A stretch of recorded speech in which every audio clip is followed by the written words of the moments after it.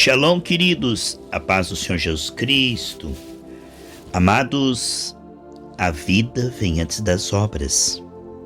O novo nascimento vem antes das boas obras. Efésios 2:10 diz que nós somos salvos para as boas obras, as quais, de antemão, Ele preparou para que andássemos nela. Nós temos entrado por aquela porta da salvação através do arrependimento e da fé pelo sangue de Jesus. É só depois que eu concordo com Deus, que Ele diz que eu sou em Cristo, que a santificação começa e prossegue. Se sou salvo pela graça através da fé, sou santificado e abençoado pela graça através da fé, que é a dependência total da graça. Não tenho méritos próprios no início, nem no meio, nem no fim. Não é por méritos nem por obras. Sempre será pela graça, que é presente, não pode ser conquistado, só pode ser recebido. E reconhecer que é presente, gratuito. Amados, no momento em que eu creio que Cristo morreu por mim, derramou seu sangue para pagar os pecados que eu não poderia pagar, eu sou recebido como filho, eu nasço de novo. Em João 12 diz que a todos quantos creram, deu-lhes o poder de serem feitos filhos de Deus. A Bíblia diz que todo aquele que é nascido de Deus vence o mundo. Essa é a nossa fé ao Senhor Jesus Cristo. Portanto, o primeiro passo é realmente, através de um coração arrependido e temente, chegamos diante de Deus, pobre, cego, nu, miseráveis, é reconhecer de fato que nós somos o que Deus diz que nós somos. Como imaginou a sua alma, se lhe é desde a queda, o homem se sente um gafanhoto quando Deus o vê como príncipe, não é? Então é muito importante que eu concorde com aquilo que Deus diz que eu sou em Cristo. Quando Ele diz você é justiça de Deus, eis que tudo se fez novo, lá em 2 Coríntios 5, 17 e 21, é só depois que eu concordo com o que Deus fala que eu sou em Cristo, que eu sou justiça de Deus, é que o Espírito Santo vai me transformando no desempenho em alguém justo. Portanto, o desempenho da santificação progressiva, viva a sua obra ao longo dos anos, ela começa e continua em cima desta certeza de que em Cristo sou justiça de Deus. É quando eu concordo, quando Deus diz que sou justiça de Deus, não no meu desempenho atual confessado, que precisa sempre ser aperfeiçoado até o último suspiro. A Bíblia diz, em 1 João 3, 2 e 3, e quando eu ver Deus face a face, serei perfeito no desempenho na alma. Hoje nós somos perfeitos no Espírito, que estamos assentados nas regiões celestes, mas a nossa alma ela está no processo. Paulo escreveu metade do Novo Testamento e diz, ainda não cheguei lá.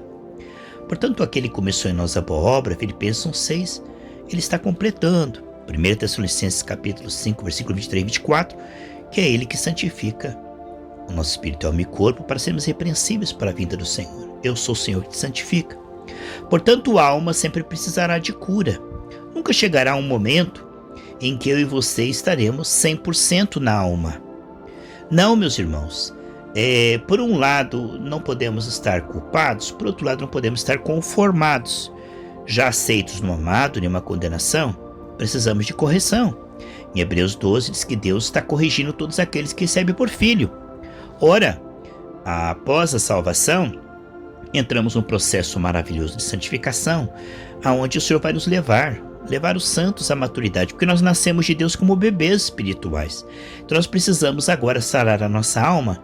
E isto é algo que não é debaixo de culpa e condenação, mas sim é um segundo presente. Se em Cristo fomos salvos no Espírito, estamos sendo santificados. A santificação dos salvos, nós somos salvos para sermos santos. Essa santificação, ela começa e continua através de uma fé humilde, arrependida, temente. Sonda-nos, ó Deus, através da meditação na palavra, sozinho e também junto com os irmãos.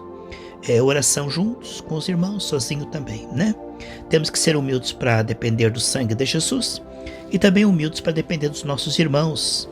Colossenses 2,19 diz que juntas e ligamentos ali está o crescimento, concedido por Deus.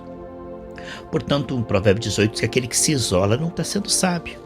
Ele surge contra a verdadeira sabedoria, ele só tem prazer em dizer, mas não em aprender. E estar com os irmãos é uma coisa, é um privilégio que não abrimos mão, juntas e ligamentos. Isto é um privilégio de fato, cada um com o seu dom, concedendo o crescimento do corpo de Cristo. Isso é coisa linda e bonita, reconhecermos que Ele nos inseriu num corpo para que nós precisemos do cabeça, mas também precisemos do dom que está na vida do irmão. E este é realmente um passo de humildade. Estarmos sempre diante de Deus com humildade, um coração temente e arrependido, ensinável, acessível, um coração que permite ser sondado, transformado, um coração que se oferece diariamente, não só renunciando à carne, mas desejoso também de viver uma vida no Espírito. E essa santificação, ela é então algo muito maravilhoso, porque são níveis de liberdade, né? Se pelo sangue entramos por aquela porta, temos o sim e o amém, do lado de lá entra a intimidade e revelação. E são níveis de glória. E a santificação, então, é essa percepção da glória, e a glória afetando o nosso ver, o nosso ouvir, o nosso sentir, o nosso falar, o nosso andar. E aí estaremos cada vez mais sarados para viver uma vida maravilhosa de amor. Todo aquele que ama é nascido de Deus. Por isso, quando falamos de prosperidade e generosidade, estamos falando de um fato e de uma consequência. Prosperidade, um fato. Jesus pagou a nossa dívida, nos deu créditos infinitos diante do Pai. Somos herdeiros em Cristo. Romanos 8,32, que aquele que nem mesmo poupou o seu próprio Filho, antes o entregou por nós, como não nos dará juntamente com ele todas as coisas? E a Bíblia diz que somos herdeiros, então. Amém, pessoal? Isso é muito importante que nós compreendamos, que em Cristo nós fomos aceitos através de uma fé humilde, temente, com o coração arrependido. E agora este processo de santificação que vai nos vivificando nos levará à piedade, à misericórdia, à compaixão e às boas obras. Portanto, vemos então a salvação trazendo para dentro de nós o Espírito Santo de obediência, que nos levará à misericórdia, à piedade, à compaixão. Por isso, quando falamos de prosperidade e de generosidade, estamos falando de causa e efeito. Nós não somos generosos para ser prósperos. Nós já somos prósperos, já fomos abençoados com toda sorte de bênçãos, diz Efésios 1:3. A prosperidade, ela vem pelo nascimento. Nós nascemos na família de Deus e herdamos gratuitamente o nome do Senhor, um dos nomes redentores do Senhor, né? Jeová Jiré, o Deus que provê todas as coisas. E o nome Jiré provê porque vê. O coração de Deus se compadece, o mundo caído, né? Ele diz no Salmo 37:19, nos dias de crise terão sobra de recurso.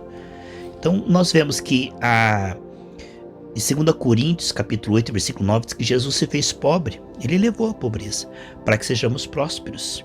Então ele levou a maldição da lei, Gálatas 3, 13, 14, para que as bênçãos de Abraão viessem até nós. E vemos que Abraão foi abençoado em tudo. Aqui está então o Espírito Santo em nossa vida, nos levando à santificação porque fomos salvos. A santificação não é um pagamento para a salvação, ela é uma consequência da salvação. Nós não nos santificamos para ser salvos, nós nos santificamos porque fomos salvos, senão nem fomos salvos. Porque quem não tem certeza de salvação jamais será santificado, porque o processo não prossegue se não estiver com esse fundamento. Ninguém pode pôr outro fundamento, qual é Cristo. Só depois que eu creio que em Cristo fui salvo e que sou justiça de Deus, que a santificação começa. Então a generosidade se torna um efeito inevitável da prosperidade, porque nós começamos a ter amor. E este amor faz com que nós repartimos. E quanto mais nós repartimos, mais Deus multiplica. Porque é uma lei espiritual que honra a Deus. A generosidade destrava a multiplicação. E eu profetizo sobre o teu coração, em nome de Jesus.